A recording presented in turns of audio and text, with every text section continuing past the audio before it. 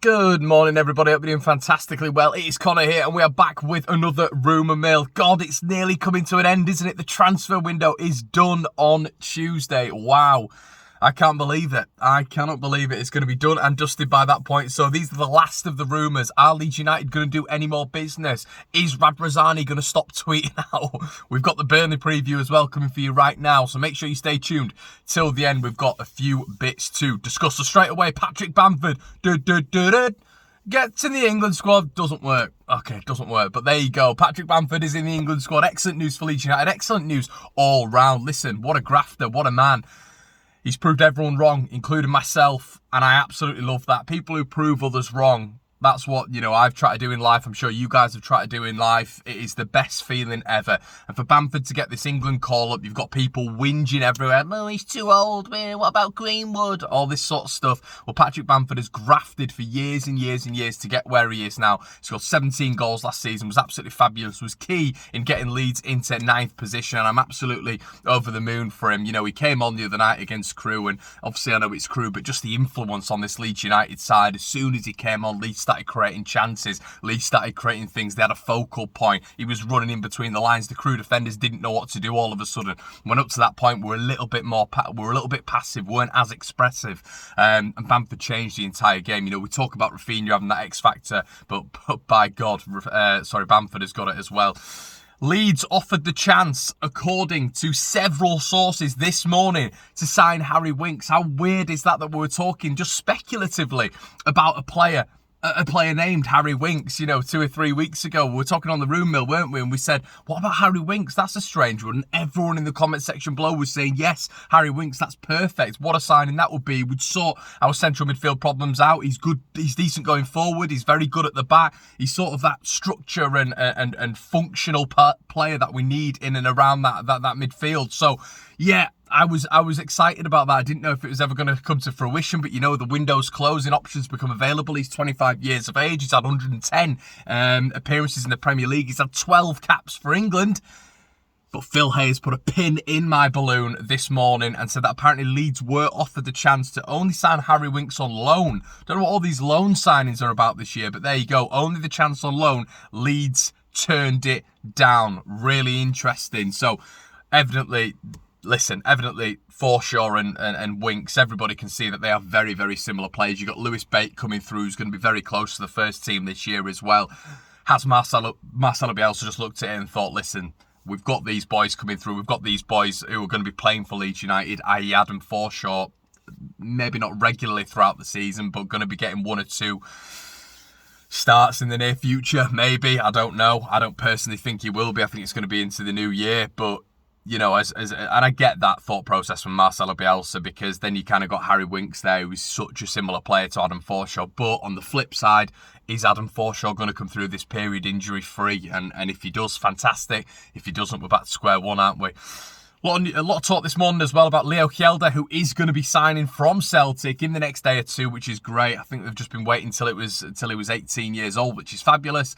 Looks like he's going to be going into Mark Jackson's setup, but there's a lot of talk at this moment in time about him being loaned out. Now, I don't know about this, because being loaned out straight away doesn't seem to be the Leeds United way, because you need to get indoctrinated within the system. You need to be a part of this process, this very unique process where you're going to have to run and just play differently, be on the ball a lot more, get used to the players around you, like sort of get a really nice synergy and cohesive nature with everything at Leeds United. I don't think Leeds would be looking to loan him out straight away, but there's been a lot of talk this morning about him being loaned straight back to Celtic, so keep an eye on that one. Adam Forshaw, who's tweeted this out? Radrazani. I love Andrea Radrazani. He's brought me so much joy in the past 3 years, but someone take his phone off him. A lot of fans might turn around and say it's transparency, which I completely understand, I completely get, but sometimes it is like... It's like a red flag to a bull, isn't it? Do not be putting a fan, basically, if you haven't seen it so far, a fan tweeted him last night and said, where's our mystery midfielder, Andrea, or something like that. And Rads replied with Adam Forshaw, which is nice, that was incredible. But obviously Leeds fans are not going to be happy at that, because Leeds fans want a central midfielder. So someone take his phone off him. Don't let him do things like that. Leeds fans, there was a lot of out of absolutely nowhere. There was Leeds fans going at each other. Don't speak to the boss like that. How will Adam Forshaw feel if he reads this? Yeah, but I want a new midfielder. This is a joke. We're going down. All this sort of stuff. So listen, just don't tweet out on near deadline day with stuff like that, Mr. Radrizzani. It is a red flag to Leeds United fans. So yeah, there you go. I think that's the most conclusive answer we're ever going to get, isn't it? A Leeds in for a midfielder? No.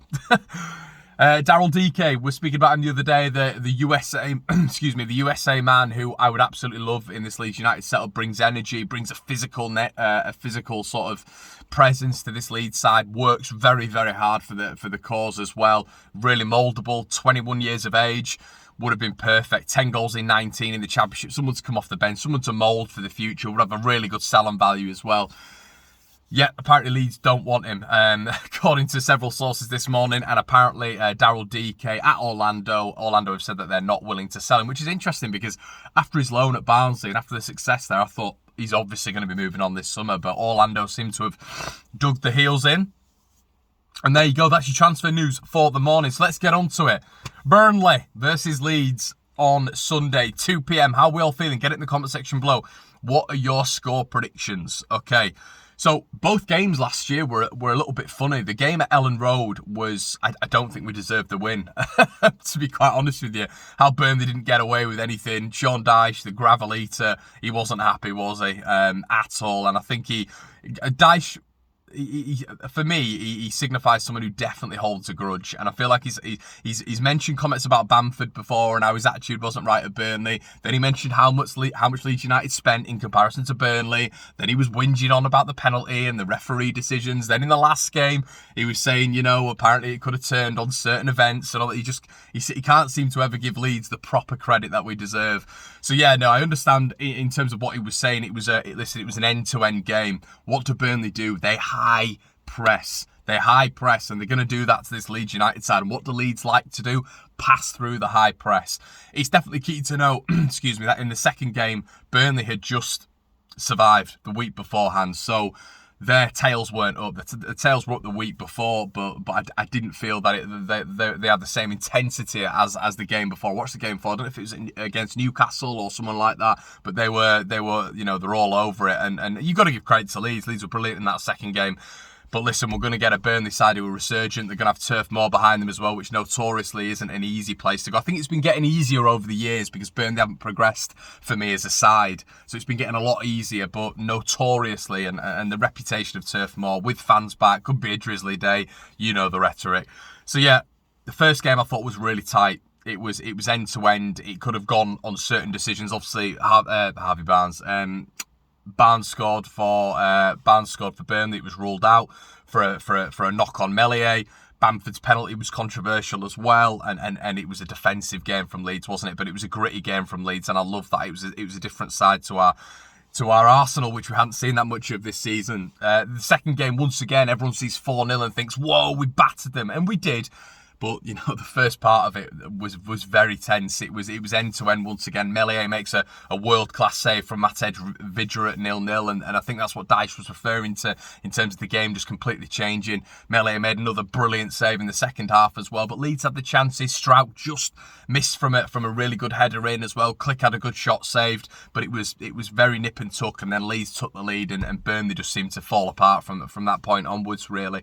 But what I noticed with Leeds over the two games is, and especially the first game, and I think a lot of this was attributed to the pitch, but Leeds were going long, and I think you've got to do that against this Burnley side because I think passing through the lines is going to be a little bit risky because of their high press, and they do have quality in the high press. You know, you've got Josh Brownhill there, Dwight McNeil, Westwood, who's been in the system for so many years now, so they do have quality in the high press, and I think Leeds have got to be ready for that. So how do you combat that? Well, going more direct means that you sort of pass that press and go straight to Bamford and have runners off him, which can work in the 3-3-1-3 system because essentially going forward we have it turns into an attacking system of 3-3-4 and a defensive system of 4-5-1. So I think Leeds United could really benefit from that 100%. But yeah, I'm not, as I've said said before, I'm not the biggest fan of a 3-3-1-3 system. It's not the nicest thing to watch. I don't think it's very stressful. But what would I go with in this game? I would go with Ilan Meslier in net, Luke Ayling right back. Obviously, you've got your sort of 3 centre-backs there in Strauch, Llorente, who's going to be key. I don't know if he's going to start. There's a lot of people saying they don't think he's going to start, just literally because of you know, I mean, he was dragged off after 45, but playing against Burnley, it's a very physically demanding game, and are Leeds going to risk him straight away? It depends what he's like. We know Calvin Phillips, it's like a duck to water when he comes back from fitness. We know Luke Ayling, as a comparative, isn't, and it takes him 3-4 games. Is Llorente going to be like that? Is he going to duck to water, or is it going to take him a little bit of time to get back into it? Firpo, huge game. Alioski, when watching the last 2 games, was brilliant, absolutely brilliant against Burnley. Someone said in the comment section below, Firpo's game isn't to overlap, it isn't to do those sort of things. Well, unfortunately, in this Marcelo Bielsa system, if Jack Harrison's looking for the overlap, which Alioski used to provide consistently, Stuart Dallas provides as a left back, Junior Firpo's going to have to add that to his game, because I think he's improving, and I think that's fantastic. But I still don't feel he's 100% in the system yet. Wouldn't it be brilliant if Burnley was where he showcased it? Big decisions in the middle as well. Click, Dallas, Rodrigo. Who's going to start in the 3-3-1-3 system? I would go Dallas, then I would go Click, and I would bring Rodrigo on for Bamford in the second half. The wingers pick themselves. Let me know in the comment section below, guys, what you would go for. I am going to go, I've said it on, I'm still joshing between 2 scorelines, to be honest, but I'm going to go with a Leeds United 2-1 win, a really cagey game. I think Burnley will score first and Leeds will reply with 2 goals from Bamford to celebrate a 5-year contract and an England call-up. Let me know what you think in the comment section below. I hope you've enjoyed the video, guys. We'll be back, of course, with more content over the weekend, like always. And yeah, like, comment, and subscribe, would you? Links in the description below as well.